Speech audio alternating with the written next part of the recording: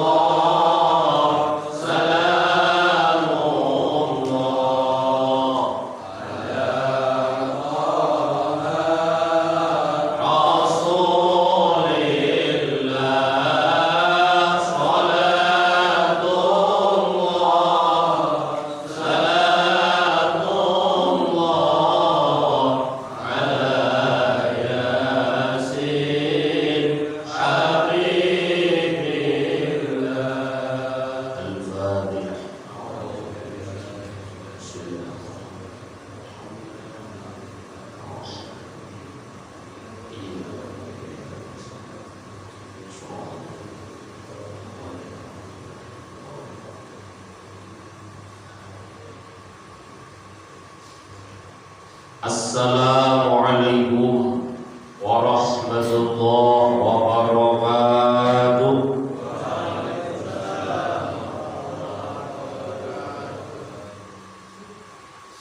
Alhamdulillah, alhamdulillahilladzi anzala as-sakinata fi qulubil mu'minin liyazdadu imana. Ashhadu an la ilaha illallah wa ashhadu anna sayyidana Muhammadan abduhu wa rasuluh. Allahumma salli wa sallim wa barik ala sayyidina wa habibina wa syafi'ina wa maulana Muhammadin wa ala alihi wa sahbihi wa barik wa sallim ajma'in. Amma ba'd. Ayyuhal hadirun, faqad qala Allah ta'ala fi kitabihil karim wa huwa asdaqul qailin. A'udzu billahi minasy syaithanir rajim. Bismillahirrahmanirrahim.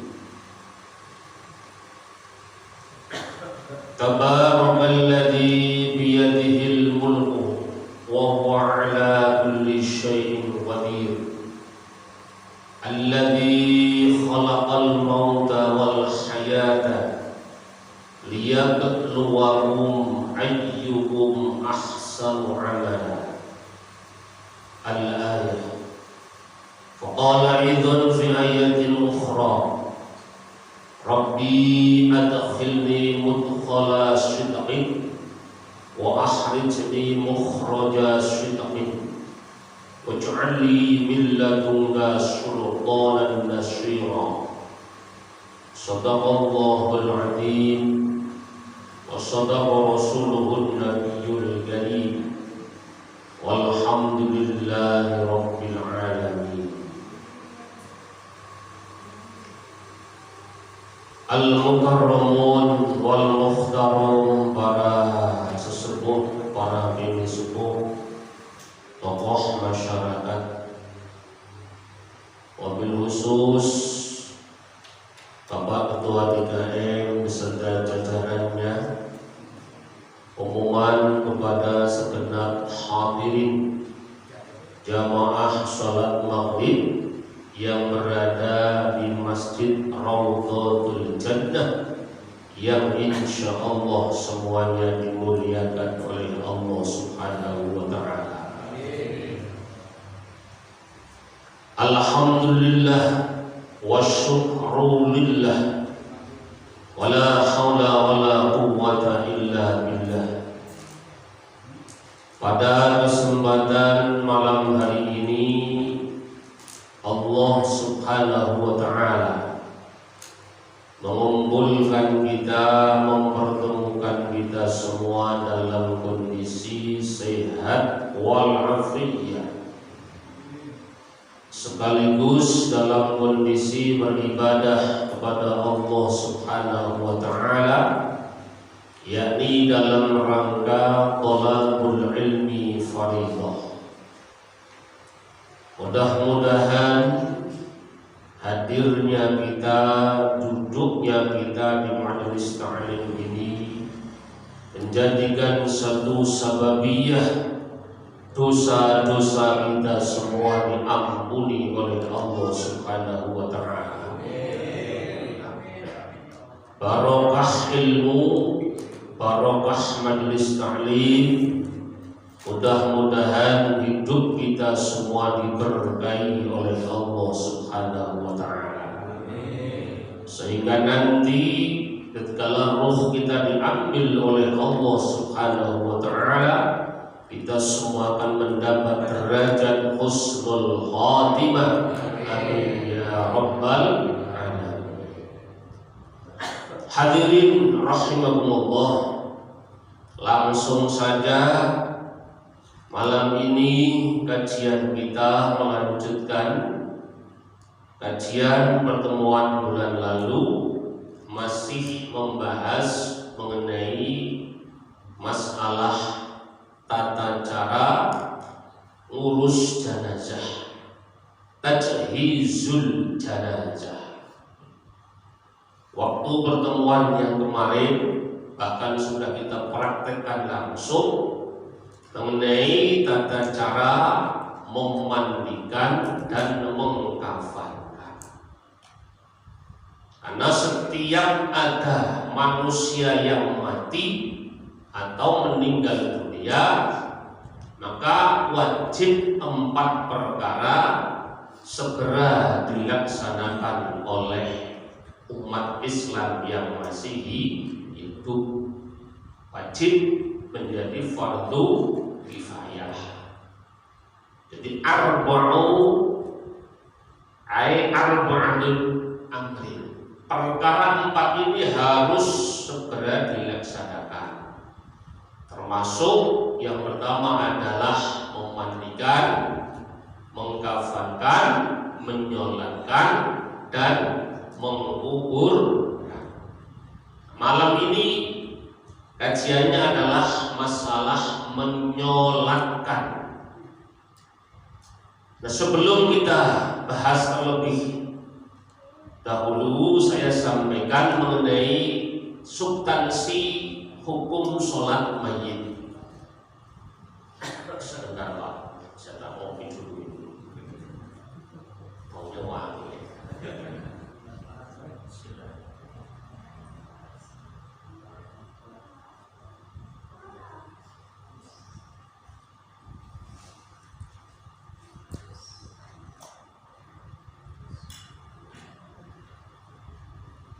Sallu ala Nabi Muhammad. Substansinya melaksanakan ibadah sholat jenazah itu adalah fardu kifayah. Fardu kifayah sudah sering saya jelaskan. Fardu kifayah itu perkara yang wajib. Apabila sudah dilaksanakan 1 orang saja, maka yang lain gugur kewajiban. Beda dengan fardu ain. Kalau fardu ain itu per manusianya, per pribadinya wajib untuk melaksanakannya. Contoh perbedaan fardu ain: sholat maktubah subuh, duhur, asar, maghrib, isya, ini namanya fardu ain. Jumat menjadi gantinya duhur, maka menjadi fardu ain. Nah, fardu ain itu kalau dalam usul fikih dijelaskan, makna fardu ain itu adalah perkara ini tidak bisa ditawar kecuali ada udzur syar'i. Itu namanya fardu ain. Kalau tidak ada udzur syar'i, apapun alasannya tidak bisa diterima. Mari kita lanjutkan. Bismillahirrahmanirrahim. Qala al-mu'allif rahimahullahu ta'ala wa nafa'ana bi ulumihi fid dharain amin ya rabbal alamin. Fa'lam anna lis-salati 'alal mayyit sab'atu arkan. Al-awwal an-niyat wa yushtaratu at-ta'arrud li dhikril fariidah 'ala as-sahih. Summa in kana al-mayyit wahidan nawa as-salata 'alaihi wa in hadara mauta nawa as-salata ay nawa as-salat 'alaihi. Wala yushtaratu ta'yinul mayyit bal law nawa as-salah ala man shalla alaihi ay ala man shalla alaihi al-imam kafa. Na'am law 'ayyana al-mayyit wa akhta lam tasih Wa tajibun niyatul yaqtidah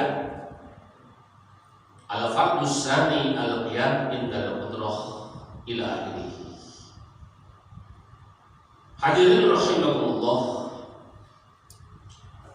di dalam kitab Kifayatul Akhyar ini dijelaskan, fa'lam, ketahuilah kalian semua, anna lis-salat 'alal mayyit sab'atu arkan. Sesungguhnya di dalam tata cara sholat jenazah itu ada 7 rukun, atau rukunnya ada 7. Jadi tata cara sholat jenazah itu rukunnya ada 7. Nah, rukun ini perkara yang harus dilaksanakan di dalamnya sholat itu namanya rukun. Kalau 7 rukun ini terpenuhi, maka insya Allah sholat jenazahnya ini sah.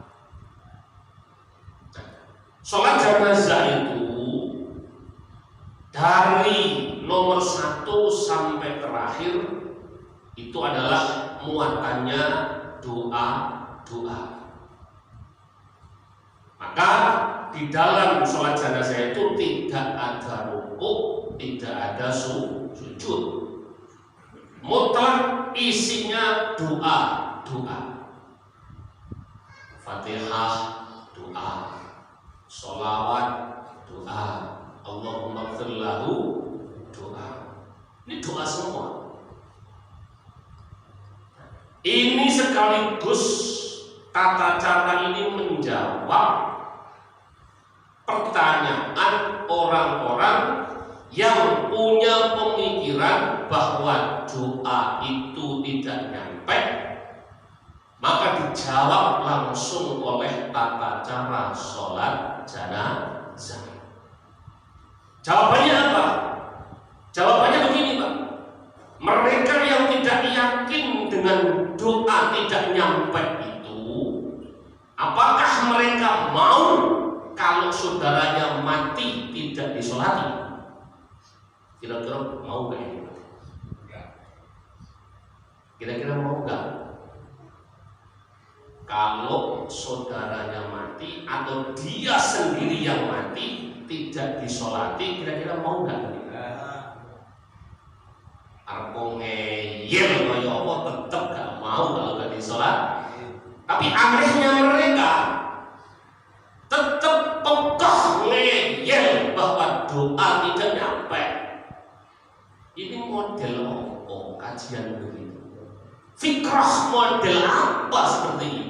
Ini menyesatkan namanya. Kalau memang Anda berpikir doa itu tidak nyampe, seharusnya Anda kalau mati tidak usah disolati. Isinya doa ini kok. Sementara Anda tidak percaya dengan doa itu nyampe. Nah, inilah logika yang aneh. Paham Pak? Nek ono wong ngene iki aja diikuti Pak. Sesat, bingungnya umat. Yang lucu lagi, berpikir doa gak nyampe, tapi dundang genduren teko. Iya. Begitu la ilaha illallah, la ilaha illallah, tidur. Pura-pura tidur, Pak. Tapi begitu kopinya keluar, nah, kopi melek matanya. Begini lah, Islam angel. Enak-enak jadi gak usah diundang Pak. Kunci undangan. Kata mayitnya ini kok.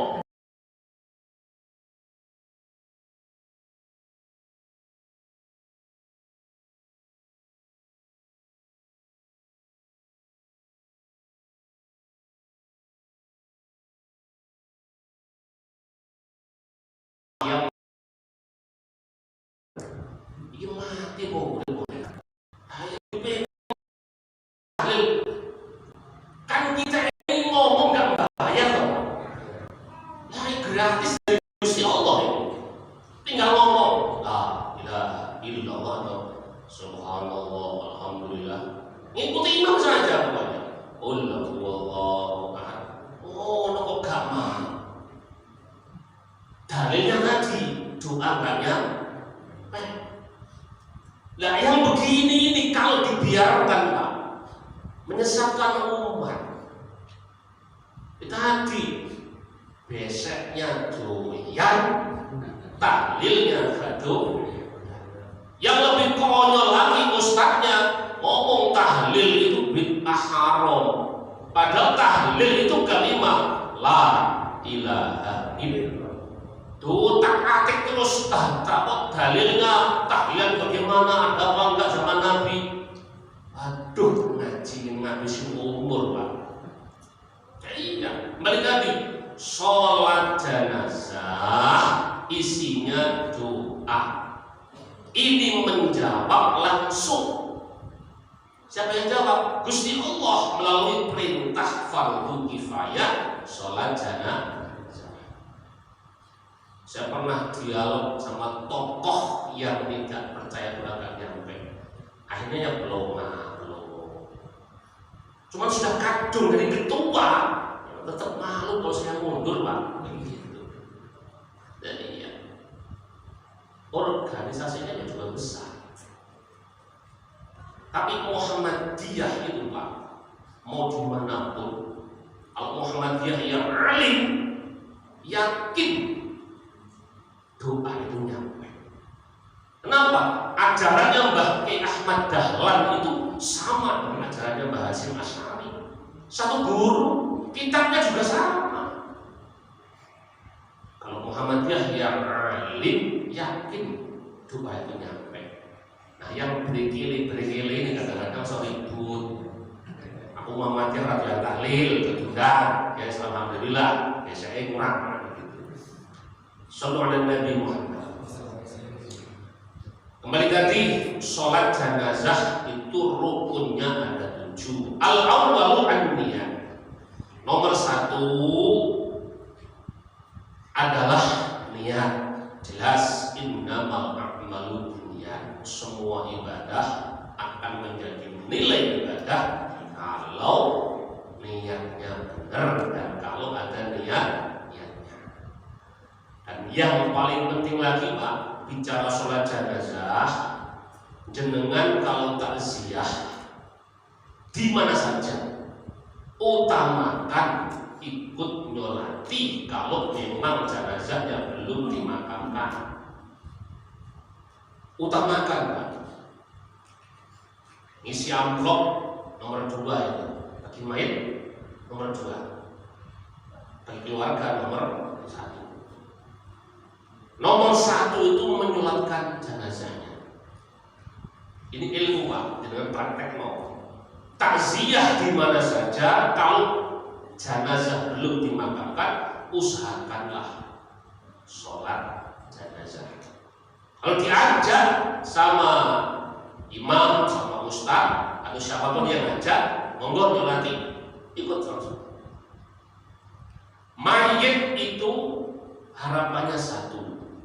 Apabila banyak yang mendoakan, yang menyolatkan, maka dia bangga masuk alam kubur. Bekalnya banyak, yang bawain bekal banyak, bangga. Kata beliau Sayyidina Abu Bakar, seorang mayit itu mau masuk alam kubur persis kayak kita mau nyebrang lautan. Kalau kita nyebrang lautan, kok bekalnya penuh, alatnya ada, maka insya Allah selamat. Tapi kalau kita mau menyeberang lautan, kok tidak punya bekal, tidak punya peralatan, dipastikan bila tenggelam. Kembali tadi, doa atau sholat mayit itu harapan nomor 1 bagi si mayit. Begitu dia banyak yang mendoakan, maka masuk alam kubur bangga, mantap ngadepi malaikat mungkar wa nakir. Karena dia akan mendapat ujian selama 7 hari. Innal mauta yuftanuna sab'a yawman. Ini hadis Tirmidzi. Sesungguhnya orang yang meninggal dunia itu akan mendapat ujian dari Allah selama 7 hari. Maka ada budaya 1, 2, 3 sampai 7 itu bukan peninggalan Hindu, Pak. Bukan. Atas dasar hadis innal mauta yuftanuna. Orang yang meninggal dunia itu bakal kena ujian. Ujian apa? Ngadepi malaikat munkar wa nakir. Itu selama 7 hari, Pak. Bukan terus man rabbuka hari itu selesai, tidak. Man rabbuka hari itu. Contoh, belum bisa jawab, tunggu besok lagi. Kok belum bisa jawab sempurna, tunggu besok lagi. Sampai 7 hari. Nah, yang hidup ini kenapa ikut mendoakan dari 1 sampai 7? Ini membantu dia di alam kubur supaya menjawab pertanyaannya malaikat munkar wa nakir, terbantu dengan doa. Insya Allah dia akan sahih untuk menjawab pertanyaan tersebut. Itu maksud daripada sehari sampai 7 hari.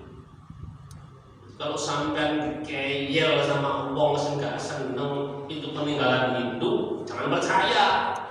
Dia berarti gak ngaji itu, Pak. Gak paham. Dan banyak ustadz yang ke bawah. Ustadz yang ke bawah takut mengadakan pengajian 1 sampai 7. Takut Pak Kiai. Saya belum lihat dalilnya, wah sampean cetek. Jangan-jangan sampean ustadznya lulusan kawasan ini. Jadi sampai 7 hari, Pak. Maka sifatnya ini gak wajib, hanya sunnah. Kenapa? Sahabat Kanjeng Nabi yastahibbuna, beliau sangat mencintainya, mencintai budaya seperti ini. Maka Ahlus Sunnah wal Jamaah menukil daripada hadis ini dipraktekkan di dalam budaya kehidupan di masyarakat, ngaji sampai 7 hari. Siapa dengan dalil Pak? Karena sampai tahlil kan nggak tahu toh, belum pernah saya ngaji begini karena ustadznya nggak pernah jelasin. Terus yang penting makan boleh besek beres, alhamdulillah. Iya. Kalau 7 hari pasti orangnya banyak, Pak. Apalagi sing mati wong sugih. Pengalaman saya, Pak, teman belum lama ini, belum 1 bulan. Yang meninggal ibunya Haji Paeng. Tahu Pak Paeng? Kalau nggak tahu, banget sampean hidup di Selang udah lama. Haji Paeng itu orang terkaya di Manajaya. Bosnya lurah Pak Barok. Rumahannya di mana-mana ada. Yang meninggal ibunya Haji Paeng. Ini kan bukan orang sembarang, wong sugih, Pak. Saya tahlil itu dijadwal pas yang ke-5 hari. Karena Haji Nasrullah tidak bisa, Haji Karim tidak bisa, jadwal saya mimpin tahlil. Begitu masuk lokasi, waduh, menyusoni, Pak. Jamaahnya buaya sekali. Nah ini, kalau yang meninggal orang sugih yang tahlil, Pak. Nah begitu ketemu di Cironggeng Barat, Pak. Namanya Kong Husen ini, bahwa fakirun orang gak punya, sampai amilnya saja pura-pura sakit. Saya lagi ngaji telepon, ya ini mana? Ya ngaji malam minggu. Tolong tahlil dulu. Nah kemana Pak amilnya? Sakit. Sakit apa sakit ini? Ya sakit. Akhirnya saya sono, Pak. Berapa yang tahlil? 10 orang, Pak. Ini model manusia matre yang begini, tahlil matre namanya. tahlilnya materai. Jangan begitulah, diskriminasi. Dan kalau di kampung sini Pak, di kampung Serang Jati, Kirongeng, Hulang, macam-macam jalan itu berbudaya begitu Pak. Yang mati, yang subik, wakai apalagi tujuh hari. Kenapa? Ya ono BCE, ono amplop, enek wae. Yang mati orang duwe BCE pun setengah. Ini enggak bagus. Sama juga kiai pilih-pilih, dolim Pak. Kiai ustaz kok pilih-pilih, dolim. Kata beliau, ya di Sukron Makmun ini didhawuhi Mbah Abdul Hamid Pasuruan Jawa Timur. Sukron, kamu kalau jadi kiai ikuti sahabat, ikuti wali-wali. Pripun maksudnya Pak? Ojo pilih-pilih. Contoh kamu mauludan diundang musola. Ono sing ngundang maneh, ada yang ngundang lagi Pak Bupati. Kalau sudah dulu yang ngundang musola, jangan mengiyakan Pak Bupati. Kalau awalmu contoh mengingkari musola yang ngundang terlebih dahulu, datang ke Bupati, kamu dolim. Sama Pak, kiai juga dolim banyak begitu. Diundang orang duwe amplopnya tipis, males, ini dolim. Wa musyai'in ala ghairi mahali. Tidak boleh. Sallu ala Nabi Muhammad. Nah, kembali tadi saya jelaskan. Semua yang meninggal dunia itu bakal kena ujian selama 7 hari. Itu dawuhnya Kanjeng Nabi melalui hadis At-Tirmidzi. Sampai gak ngandel, gak percaya, mengko mati ngalami ora.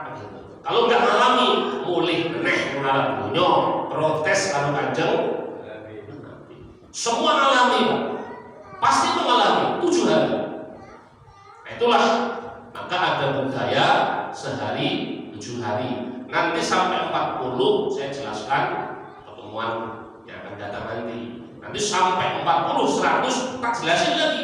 Sampai khol saya jelaskan lagi. Dan seterusnya. Kalau itu dihabiskan, nanti sampean gak ngaji lagi. Sekarang lanjut yang rukun nomor 2. Tadi bicara niat. Niat itu nomor 1 di dalam ibadah kepada Allah Subhanahu wa Ta'ala. Tadi saya jelaskan kalau takziah, usahakanlah niat untuk menyolatkan jenazah selama belum dikuburkan. Terus berkembang nih, bagaimana kalau sholat jenazahnya sudah dikubur, boleh nggak menyolatinya? Kan begitu Pak. Kita takziah kok sudah dikubur mayatnya, boleh nggak menyolati? Kata Imam Nawawi dalam Syarah Muhadzab Al-Majmu' namanya kitabnya, kalau sudah dikubur untuk lingkungan daerah situ, maka tidak diperintahkan untuk menyolatkan. Tapi orang yang di luar sana, jauh dari mayit, contoh Pak D atau Mbah kita di kampung meninggal dunia, kita nggak sempat ke sana, itu kita boleh melaksanakan sholat ghaib. Tapi kalau satu RT sholat ghaib itu kebangetan dong. Nah, tinggal satu lingkungan begini, kok kita itu nggak mau datang terus ngomong, udah ntar ghaib saja. Ini tidak memenuhi syarat. Maka yang boleh ghaib itu adalah orang-orang yang jauh dari kondisi atau tempat tinggal jenazah. Itu baru diperbolehkan untuk sholat ghaib. Dan ghaib itu hukumnya juga sunnah Pak. Maka apabila contoh dengan di PT di mana saja Jumatan ada imam mengajak hadirin, mari kita menyolatkan jenazahnya Pak Fulan bin Fulan, sholat ghaib, mari kita laksanakan bersama-sama. Ikuti saja. Ciri-ciri orang yang akan bahagia di alam kubur itu apabila ada mayat disolatkan dengan ikut melati. Itu ciri-ciri orang yang akan bahagia di alam kubur. Begitu nanti jenengan mati, Pak, nanti yang nyolati banyak. Kenapa? Waktu hidup jenengan senang menyolatkan jenazah, itu otomatis. Nah, yang begini keterangan ada dalam kitab Ihya Ulumuddin, kaulnya Imam Ghazali. Jadi kalau kita senang menyolati jenazah, insya Allah kalau kita mati pun akan banyak yang menyolatkan. Nah, kalau kita lihat ada jenazah, terus orang-orang diajak, contoh diajak untuk menyolatkan, toh mereka nggak mau, berarti si mayit waktu hidup juga tidak mau sholat jenazah. Jadi ibarat orang Bali kenek karmane ini. Maka ini ilmu, Pak. Melihat kalau kita nggak siap, usahakan ikut menyolati. Tadi nanti biar kalau kita mati banyak pula yang menyolatkan. Begitu pula kita senang yasinan tahlil, nggak pandang bulu, nggak pilih-pilih, satu lingkungan datang saja. Nanti begitu kita mati pun sama, mereka akan senang dan banyak mendoakan kita, tahlil, yasin, macam-macam. Ini istilahnya ilmu yang pasti. Gawe apik ketemu apik. Faman ya'mal mithqala dzarratin khairan yarah. Sedikit amal sholat yang kita kerjakan pasti yarah, kita akan menerima untuk Allah Subhanahu wa ta'ala. Terus yang kedua adalah ar-ruknus tsani al-qiyam indal qudrah. Rukun yang kedua adalah berdiri bagi yang mampu. Sholat jenazah sama dengan fardu. Qiyam, berdiri bagi yang mampu. Kalau yang tidak mampu berdiri, boleh sholat jenazah dengan duduk, boleh pakai kursi, boleh, atau mungkin kondisi sakit duduk begini saja, tidak apa-apa. Itu sama. Al-qiyam rukunnya persis kayak sholat fardu. Tetap usahakanlah bagi yang mampu untuk berdiri. Nah, tadi saya kembangkan lagi mengenai masalah qiyam. Ngadeg itu filosofi, kata Imam Ghazali. Berdiri itu filosofi. Apa filosofinya? Orang sholat, baik itu fardu ataupun jenazah, kenapa ada rukun qiyam? Itu filosofinya menunjukkan bahwa orang yang sudah sholat itu harus punya prinsip yang kuat, keyakinan yang teguh, jangan melincah-melincuh, jangan gampang bolak-balik, jangan gampang berubah-ubah sikap. Itu filosofinya. Maka kata Imam Romli, qiyam persis huruf alif, tegak. Maka jangan kalau sholat pun begitu. Jangan sembahyang kalau sholat goyang-goyang. Ini namanya tidak sahih, tidak mengikuti rukun. Ini ada cerita lucu, Pak. Ceritanya lucu. Ini Abu Nawas bicara sholat jenazah. Abu Nawas ini hidup di zaman Khalifah Harun ar-Rasyid. Dia seorang wali Allah, tapi sifatnya kadang-kadang konyol dan jenaka. Satu hari Abu Nawas ini diundang oleh jamaah supaya nyolati jenazah. Begitu sudah nyolati, Allahu Akbar, dia pakai ruku, pakai sujud, pakai tahiyat. Yang punya rumah, ahli warisnya, begitu rampung, Ya Abu Nawas, ini sholat jenazah, kenapa rukuk sujud? Jawaban dia, iya Mas, karena bapakmu banyak dosa. Kita ngeles. Alasannya masuk akal, karena bapakmu banyak dosa. Terus diulang lagi itu, ini salah tapi nyari dalil namanya Pak.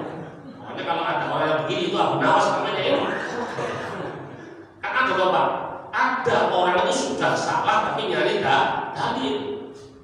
Ya, ini Abu Nawas. Tadi alasannya, iya Mas, karena bapakmu banyak dosa, makanya saya rukuk sujud biar diampuni. Terus ulang lagi. Nah yang punya rumah, ulang Abu Nawas, ulang, ya diulang.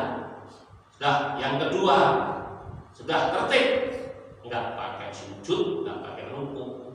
Selesai sholat, tanya lagi ahli warisnya, ya Abu Nawas, kenapa nggak sujud, kenapa nggak rukuk? Iya, dosa bapakmu sudah diampuni, karena saya nggak sujud. Wah yang begini angel begini, salah nyari dah. Tapi jangan ditiru Pak, jangan ditiru. Kenapa? Batal hukumnya. Kalau sholat jenazah kalau sujud, rukuk itu batal, otomatis. Karena tadi saya sampaikan ini hanya doa dan doa. Nah kembali tadi al-qiyam, berdiri tegak, tidak boleh main-main. Terus berkembang lagi, saya pernah lihat Pak Kiai, ini sholatnya pakai sendal. Boleh apa tidak? Karena enggak kebagian tempat, sholatnya itu di gang rumah. Terus dia nggak bagian tempat, dia di belakang pakai sendal. Boleh apa tidak? Pakai sendal, selama sendalnya itu tidak ada najis, maka sah. Tapi kalau sendalnya itu ada najisnya, lalu buat contoh tadi, ya kaki kita ini nempel sendal itu, otomatis tidak sah. Nah, kesimpulannya bagaimana?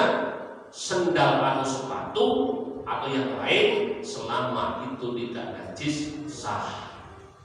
Beda dengan sholat fardu.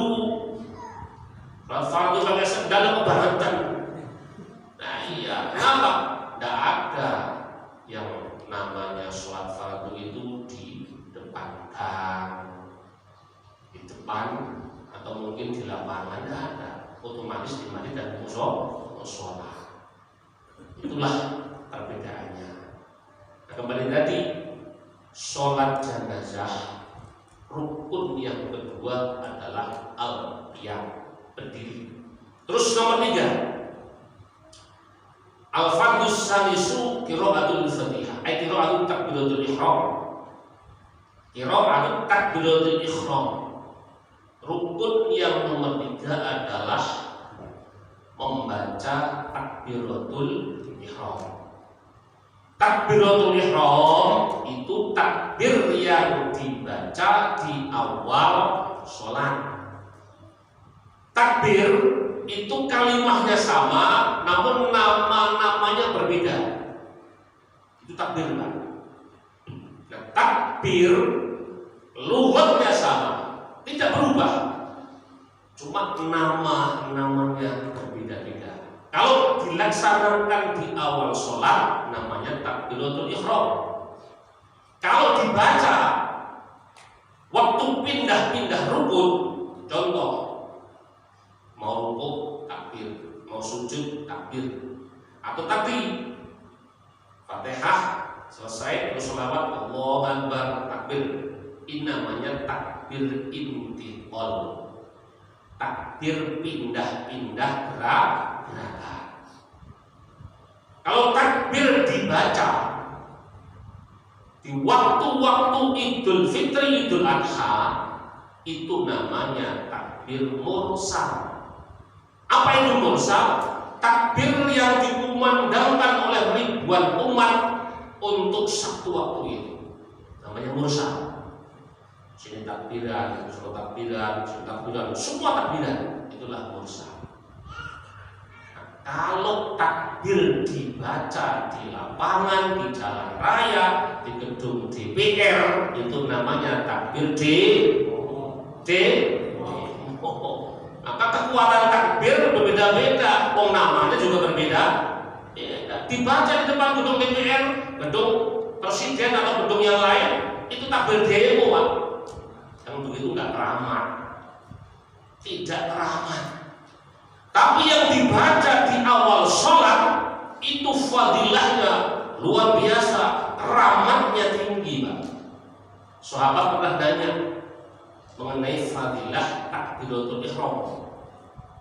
Ya Rasulullah, as'aluka, wahai kanjeng Nabi, saya mau bertanya mengenai fadilah takbiratul ihram. Kenapa makmum kok sebenarnya untuk mengikuti takbir imam? Jawaban Nabi, afdhal ma fid dunya wa ma fiha. Fadilah takbiratul ihram itu lebih baik daripada dunia seisinya. Makanya kita kalau jamaah tadi maghrib, imam takbir, segera takbir. Kenapa? Ini fadilahnya besar. Dan itu ada durasinya, Pak. Ada masa habisnya. Kapan masa habisnya? Tatkala imam sudah baca Fatihah, Bismillahirrahmanirrahim, fadilahnya entek, habis. Makanya tadi kalau kita makmum, imam takbir selesai segera ikut. Itu takbir yang paling besar fadilahnya, tidak ada yang membandingi. Begitu pula dilaksanakan di dalam sholat jenazah. Begitu imam takbir Allahu Akbar, sudah ikutin Allahu Akbar, langsung, tak usah nanti. Nah, setelah itu qiraatul Fatihah, langsung membaca Fatihah. Boleh nggak baca kabirah atau baca doa yang lain? Tidak diperkenankan, tidak dianjurkan. Perintahnya langsung membaca Fatihah. Nah, setelah Fatihah selesai, baru takbir lagi sampai 4 kali. Fatihah selesai, takbir lagi, terus membaca sholawat kepada kanjeng Nabi. Allahumma sholli ala sayyidina Muhammad wa ala sayyidina Muhammad. Lanjutkan sampai sholawat Ibrahim, sampai innaka hamidum majid. Tapi umpama dengan hanya Allahumma sholli ala sayyidina Muhammad wa ala sayyidina Muhammad, Allahu Akbar, sah. Tapi tidak sempurna. Terus selesai innaka hamidum majid, takbir lagi Allahu Akbar. Terus doain mayit, Allahumma ghfir lahu warhamhu. Kalau mayitnya siji, Pak, sitok. Kalau mayitnya banyak, Allahumma ghfir lahu warhamhu wa'afihi. Kalau mayitnya perempuan, Allahumma ghfir laha warhamha wa'afiha wa'fu anha. Kalau mayitnya 2, Allahumma ghfir lahuma, tasniyah namanya. Maka pentingnya belajar nahwu di sini. Jangan sampai nanti imam mayitnya 2, doanya Allahumma ghfir lahum. Nanti mayitnya protes, "Mam, aku ini ngelurung. Kenapa kamu ganggu?" Kan begitu. Lebih benar kalau mayitnya ini alim yang melatih, orang bodoh protes dianya. Nah, yang terakhir saya jelaskan, sholat jenazah itu tidak harus mayitnya ditaruh di depan kita, tidak, Pak. Karena budaya kita kan kalau sholat mayit itu taruh di paling depan. Itu tidak ada istilah wajib, tidak ada. Mayit boleh di mana saja, yang penting di lingkungan situ. Contoh, masjidnya penuh, di belakang nggak apa-apa, di samping nggak apa-apa, bahkan di rumahnya sohibul musibah nggak apa-apa. Nah, karena kita sudah terbiasa Kalau sholat jenazah itu mainnya di depan, kalau nggak di depan seakan-akan ini kayak sholat fardu, kan begitu. Tapi dengan lihat di Masjidil Haram di Mekah Mukarramah, kita sholat jenazah berkali-kali, nggak pernah melihat jenazah di mana. Kenapa? Ini ditaruh di kamar mayat. Nggak pernah ditongolin kayak di Indonesia kita harus mayatnya sampai contoh 50 orang, penuh loh. Di sana kalau musim haji yang mati banyak Pak, yang mati banyak. Karena orang pada senang meninggal mati di Mekah. Jadi kembali dari saya jelaskan, ingat dengan sholat jenazah itu tidak harus mayatnya taruh di depan. Tapi seandainya ditaruh di depan juga tidak batal atau haram, tidak. Ini hanya bicara afdol dan tidak afdol saja, boleh dan tidak bolehnya saja. Mau kalau depan monggo, samping monggo, belakang monggo, di rumah saksoi jenazah juga tidak apa-apa. Intinya kembali tadi, tidak harus ditaruh di depan orang yang nyolati. Terus kalau nyolati itu dibuka kuncungnya Pak, ini afdolnya ya. Jadi kurungnya sedikit dibuka kepala, kuncung dibuka, muka diperlihatkan, baru disolati. Imam Romli mengatakan kalau kuncung tidak dibuka makruh kalau disolati. Jadi kuncung nggak dibuka langsung disolati itu makruh. Maka untuk menghindari makruh, buka kuncungnya, terus ordengnya tutup ya, buka ulang.